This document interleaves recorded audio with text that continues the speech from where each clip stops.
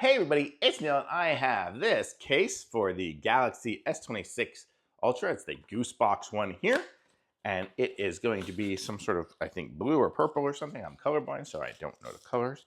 But I'll show you what it is here. It comes packaged well. This is the color here. It's got a little kickstand, so you can keep it standing up this way here, or up this way if you'd like. It's got the MagSafe kind of charging and magnetic, so you can magnetize it onto your car, into whatever it has magnet. And it's even got the little one here that kind of keeps it in line if you have like one of those battery packs or something like that for it. It's got a lip on it here, which is nice. So if you put it down on its back, it's not going to scratch up the camera. That is good as well. It has this one here. It looks like it's going to lip around the edge of your phone to hold it in there as well. It's got the little tiny little edge on there. So that's going to be good. So when you put it down this way too, it'll be touching rubber instead of touching the glass on the front.